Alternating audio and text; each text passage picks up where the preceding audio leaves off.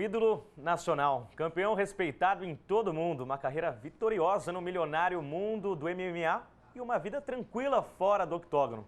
Em pouco mais de um ano, o roteiro perfeito da história e do legado de Anderson Silva no esporte está ameaçado por uma sequência de fracassos que inclui uma derrota inesperada, uma grave lesão na perna esquerda e agora um pesadelo. Ele caiu no exame antidoping. De uma hora para outra, o Spider está nas cordas. Para falar sobre o doping no esporte, o Câmara Esporte Clube de hoje recebe o médico Rafael de Souza Trindade, uma das maiores autoridades no assunto no país. Rafael, seja muito bem-vindo, obrigado pela presença. Obrigado, é uma satisfação estar aqui trazendo informações sobre esse caso tão polêmico que envolve esse assunto também muito polêmico que é o doping. Para falar mais sobre esse assunto polêmico, conosco o nosso comentarista Fábio de Amorim. Bem-vindo mais uma vez, Fábio. Olá, Leandro. Olá, doutor Rafael. O assunto doping é pesado, e muito caro também. Eu estou falando em termos de dinheiro. Vai ser interessante falar disso, vai ser muito bom. E eu digo mais, no futuro, eu acho que todo mundo vai precisar discutir ainda. Eu acho que o esporte, todos os esportes, vivem uma crise filosófica, de postura. Né? O que a gente quer do esporte? O que a gente espera dele? Com ou sem doping? O programa de hoje promete. Rafael, quando um caso desse do Anderson Silva, que é um ídolo nacional, vem à tona, o antidoping ele fica mais em evidência? Esse assunto volta com muita força? Esse assunto para nós ele está sempre em evidência, nós efetuamos esse combate de forma muito séria no país. É o esporte que mais faz exames no país e pelo número de atletas que nós temos para testar. E sempre que existe um caso desse tão polêmico, é uma oportunidade de nós podemos expressar e comentar sobre esse assunto para as pessoas ficarem mais informadas sobre isso, inclusive levando essa questão do que nós queremos para o esporte. Nós sabemos que o esporte é um modelo para a sociedade, onde envolve esforço, envolve treinamento, envolve mérito, e o doping vem justamente para burlar esse sistema, onde a pessoa tem uma performance, então, sob o efeito desses medicamentos, essas substâncias, que é algo ilegal, quer dizer, ele tem uma vantagem ilícita em relação ao outro, o que põe por terra, então, esse princípio de modelo do esporte para a sociedade. Fábio, a notícia do Anderson Silva caiu como uma bomba no mundo do MMA. Um ídolo nacional, um atleta de alto nível, de grande desempenho, referência no esporte, e agora pego no exame antidoping, uma situação delicada, né, Fábio? A minha dúvida é se o Anderson Silva precisava de doping antes, se ele usava antes, ou se ele resolveu usar porque estava voltando, talvez fosse a última ou a penúltima luta dele. Enfim, eu não sei por que ele usou, ele não se pronunciou ainda sobre isso, mas a minha dúvida agora é essa: ele sempre usou? Foi um vacilo? Foi sem querer? Ou foi só porque ele estava inseguro? O fato é, o Pelé do MMA, o Michael Jordan do MMA, foi pego no doping. E não é só a questão da punição, né, doutor? Não é só isso que está envolvido na questão do doping de um grande ídolo. Não é só o perder um título, perder uma medalha. No caso do Anderson Silva, se perde muito mais. Exatamente, nós temos uma gama de patrocinadores que então possibilitam trazer esse esporte para toda a audiência. Nós temos a confiança então das pessoas, as crianças, os jovens que se miram nesse atleta, o tem como exemplo, querem participar desses esportes diversos, não somente o MMA. Então toda essa credibilidade fica realmente abalada. Já há um movimento de patrocinadores então que estão pressionando as entidades para que se faça mais exame de uma forma mais séria. Não só mais exames, mas exames com uma qualidade, então, usando exames que a gente chama de inteligência, onde se investiga a história do atleta, os seus feitos, e se procura, então, se concentrar os exames naqueles atletas que podem realmente estar utilizando essas substâncias. Se nós fizermos exames a esmo, nós vamos gastar muito dinheiro e vamos encontrar poucos atletas dopados. Mas se nós utilizarmos exames com inteligência e fazendo exames fora de competição, como foi o caso em voga, realmente o nosso potencial de detectar atletas que estão utilizando substâncias ilícitas, ele aumenta enormemente. Porque não dá para examinar todo mundo. Não dá para você simplesmente pegar milhares e milhares de esportistas e fazer exame. Então, É um trabalho meio de Sherlock Holmes que você faz. Exatamente. Há, então, uma investigação. Hoje, o que a Agência Mundial Antidoping preconiza justamente a investigação do histórico do atleta e se concentrarmos em exames fora de competição. Lógico, sempre vai haver exames em competição, que se realiza logo após a disputa, mas se busca cada vez mais testar esses atletas longe da competição, que onde eles efetivamente utilizam essas substâncias e chegam à competição ainda em condição superior àquela que ele estaria se não tivesse utilizado. Como é que Agora, você... Rafael, o Anderson Silva ele foi pego usando drostanolona, né, e andostrano, seria esse o nome dos medicamentos proibidos. É fato que esses dois medicamentos realmente melhoram muito o desempenho do atleta? Interferem no resultado de uma luta? Sem dúvida. Há estudos que mostram até 20% de aumento na performance do atleta. Essas substâncias são da classe de esteroides anabolizantes, da categoria S1, da lista proibida do ano corrente. E eles proporcionam, então, um aumento de massa muscular, um aumento da resistência física. Durante o período de treinamento, além desses benefícios, ele ainda vai ter uma recuperação muito mais rápida, muito mais intensa, o que possibilita ele chegar ainda muito mais forte, muito mais resistente do que ele estaria se não estivesse utilizando essas substâncias. Agora, o fato do Anderson Silva, acho que complicou muito, né? Porque ele foi pego uma prévia, o primeiro exame, no dia 9 de janeiro, e deu positivo para o uso de anabolizantes. 10 dias depois, o outro exame realizado deu negativo, não apareceu nenhum anabolizante. E agora, no dia da luta, ele realizou o exame assim que acabou a luta contra o Nick Diaz e foi pego novamente. Nesse caso, praticamente aí a chance é zero de o exame estar errado ou algo do tipo, né? Olha, a gente prefere se pronunciar a partir do momento que há o julgamento e esses exames, então, se confirmem realmente como um doping. O que nós temos hoje é o que nós chamamos de resultado analítico adverso. Existe uma detecção de uma substância, existe um processo de justificativa, a análise dos protocolos seguidos pelo laboratório, a análise da cadeia de custódia dessa amostra, por onde ela transitou, com quem ela ficou, aonde ela foi armazenada. E nós devemos esperar, então, para realmente haver essa confirmação de doping. Se for doping, realmente, então ele vai ser punido. Se for o resultado analítico adverso, no qual ele traz uma justificativa plausível e aceita de forma científica e jurídica também, ele pode, então, sair sem nenhuma punição.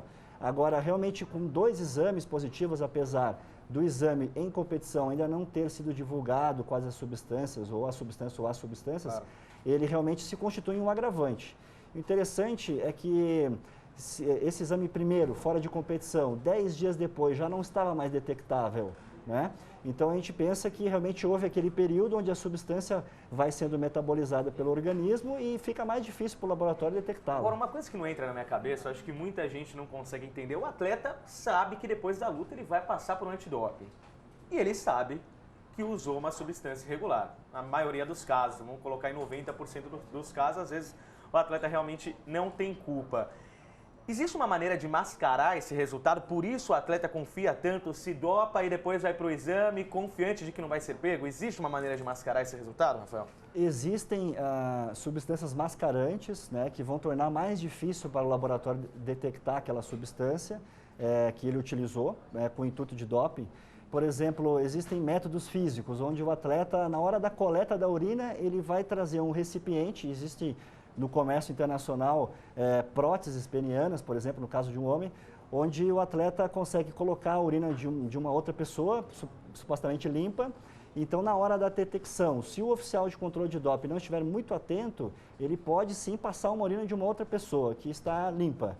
A outra circunstância é que existem substâncias na qual, durante a coleta, ele vai depositar na amostra e essas substâncias vão degradar aquelas substâncias dopantes, tornando impossível ao laboratório detectar. Mas tem alguém fiscalizando, exatamente na hora, olhando, acompanhando bem de perto para evitar isso? É importante. O protocolo da Agência Mundial Antidoping prevê que o atleta levante a camisa até a metade do tórax, baixe o calção, a roupa de baixo até os joelhos, de forma que essa parte do corpo fique nua e assim, então, o oficial seja capaz de detectar, verificar que a urina está saindo do corpo do atleta. Se isso não ocorre, todo o sistema vai abaixo. Existem casos onde o atleta esconde, então, bolsa de urina, atleta mulher introduz no canal vaginal e aí consegue passar a urina de uma outra pessoa. Nós que seguimos os protocolos da Agência Mundial Antidoping, sempre instruímos muito bem os oficiais para que realmente fiscalizem, senão todo o sistema cai. Mesmo assim, você já sabe, você soube de casos em que o atleta deu um jeito de, na hora do exame de urina, tentar enganar.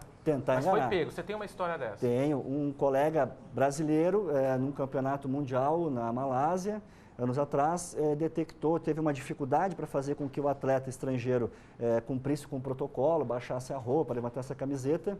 E aí, quando ele foi chamar o supervisor, porque estava muito difícil conduzir o exame seguindo o protocolo, ele percebeu que o atleta saiu do banheiro, mexeu em suas roupas. Enquanto ele foi chamar o supervisor, quando o supervisor voltou e conseguiu conduzir o exame, ele levantou o casaco do atleta e percebeu, então, um preservativo com urina de uma outra pessoa e uma válvula na ponta. Então, de forma que esse seria um caso perdido. O atleta, felizmente, passou a urina dele mesmo, então, e foi detectado como doping. Quase um esquema de filme, né? Não, assim, chega a ser até inacreditável. A capacidade que as pessoas têm, que os atletas têm, parece um... Não, esquema de máfia, Quem né? coordena isso? Esquema de máfia. O atleta é orientado por quem para agir dessa forma? Nós sabemos que muitos atletas consultam médicos, consultam fisiologistas, existe toda uma, vamos dizer, um mercado negro de comércio, de administração dessas drogas. Pessoas que conhecem um pouco mais o sistema, conhecem então algumas situações onde fica mais difícil de ser detectado. São especialistas, são gente que contratada para isso. Tem participação, inclusive, na premiação. Rafael, o UFC, por exemplo, o UFC é uma empresa que tem no seu principal personagem a figura do Anderson Silva. Não é nada interessante para eles o Anderson Silva ser pego no antidoping. Você já se deparou com algum caso em que essas empresas dão uma protegida no atleta, né? Não colocam o atleta no antidoping, ou de certa maneira tentam manipular esse resultado? Até o próprio Anderson Silva teve muita polêmica, porque o resultado do primeiro exame demorou para sair, saiu com atraso, saiu só depois da luta. Muita gente falou, e aí, será que o resultado saiu só depois para o Anderson Silva poder lutar? Porque é um evento que envolve milhões, bolsa de aposta, todos os ingressos vendidos em Vegas. Até que ponto essas empresas podem mascarar, podem manipular para que um atleta não passe na frequência num exame antidoping? Nós temos que dividir os esportes entre aqueles que são signatários do Código Mundial Antidoping e aqueles que não são. No caso em voga, o UFC é uma empresa que explora um tipo de esporte, ele criou um torneio. Então, e ele não é um esporte, uma empresa signatária do Código Mundial Antidoping. Então, uma federação, uma confederação esportiva de um esporte olímpico, por exemplo, ele é obrigado a seguir um protocolo.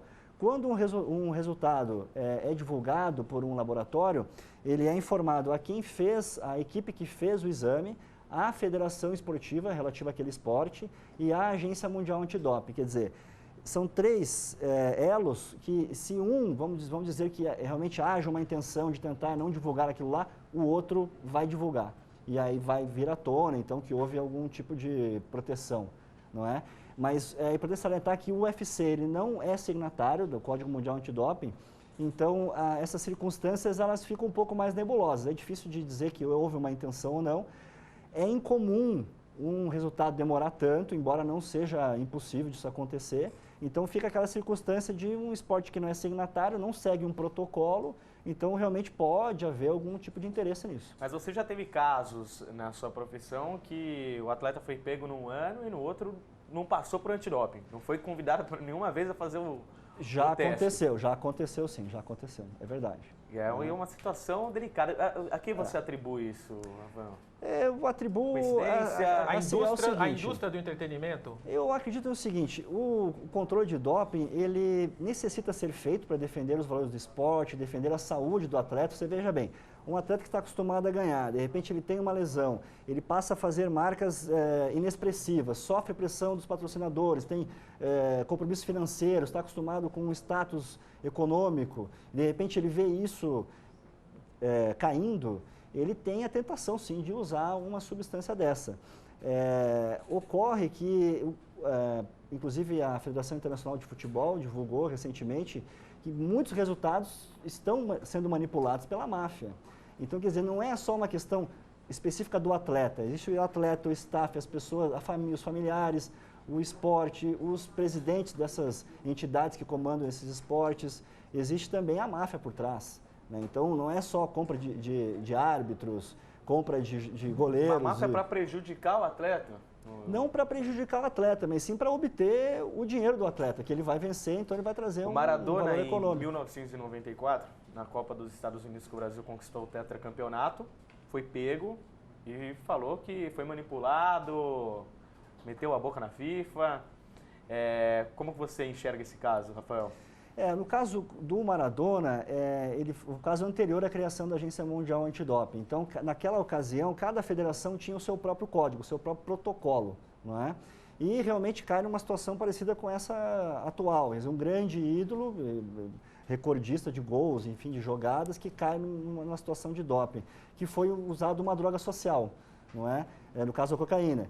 Cocaína é uma droga social, mas se você utilizar logo antes de competir, você vai ter os benefícios, porque ela também aumenta a força, ela aumenta a coragem, ela aumenta a agressividade, né, ela aumenta a resistência. Então, realmente, no caso do Maradona, posteriormente soubemos que ele realmente era um consumidor de drogas sociais. Então, na hora que é divulgado o exame de doping, um atleta, a maioria deles vai tentar justificar de alguma forma, vai acusar o sistema, vai dizer que foi contaminação, mas a minoria realmente corresponde à verdade. Né? Ô, Rafael, a gente vê muitos jornalistas, né, logo depois do jogo, falando no caso de futebol, fulano de tal ainda não passou aqui na zona mista, foi sorteado para o exame antidoping. Tem um sorteio ou vocês já ficam de olho e falam, esse cara aqui teve um comportamento suspeito hoje dentro de campo, vai ser ele para o antidoping? Existem vários critérios para nós selecionarmos um atleta para ser submetido ao controle de dopagem. Em esportes individuais, nós vamos nos concentrar em quem faz o pódio, primeiro, segundo, terceiro lugar.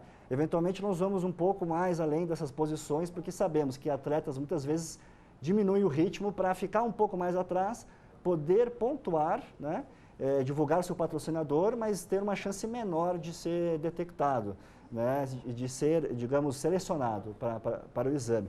Em esportes coletivos, há realmente um sorteio, mas o oficial que está presente naquele jogo, ele pode sim, por meio de informações, por meio da observação dele durante o jogo, selecionar um atleta em específico e chamá-lo para ser submetido ao exame, sim. Então, deixa eu ver se eu entendi. Falando dos esportes individuais, você tem os pangarés que querem um resultado melhor, conseguir um patrocínio, talvez ganhar algum torneio menos expressivo. Esses são vigiados também. Também. E o grupo de elite, aquele que você tem certeza que é melhor olhar esse daí, porque está sempre ganhando, está sempre chegando. E o Bolt? O Bolt, o mundo inteiro está de olho nele há tempos, né? E nada. Qual que é o caso dele? Ou ele é um fenômeno, ou ele está usando alguma coisa que ainda vão descobrir. Você acredita nisso? Olha, o que eu posso dizer, porque eu fui membro da Comissão Médica e Antidoping da Federação Internacional de Atletismo, e em 2012, onde foi a última Olimpíada, antes daquele ano, de janeiro até julho, onde foi a Olimpíada, ele foi submetido a 16 exames fora de competição, para detectar uma possível doping. Você está dizendo exame de surpresa, né? Exame de surpresa. 16, isso dá uma média de 3 por mês, mais ou menos. Quer dizer, o Bolt, ele realmente é considerado pela comunidade atlética realmente um fenômeno. Ele é como um Pelé, ele é como o Ayrton Senna, ele é realmente um fenômeno. Se vai aparecer no decorrer de sua carreira, vamos supor, quando ele tiver com mais idade, já não conseguindo bater os seus próprios recordes ou conseguir aqueles resultados com o qual ele estava acostumado, isso só o futuro pode dizer. Mas com a tecnologia que nós temos hoje e com essa marcação cerrada em cima dos ídolos, seguindo os protocolos da Agência Mundial Antidoping, eu posso afirmar que o Bolt é realmente um fenômeno. Programa bem esclarecedor, muitas dúvidas no que envolve o doping no Brasil e no cenário mundial. A gente vai para um rápido intervalo, na volta vamos relembrar mais casos. Não saia daí, continue conosco.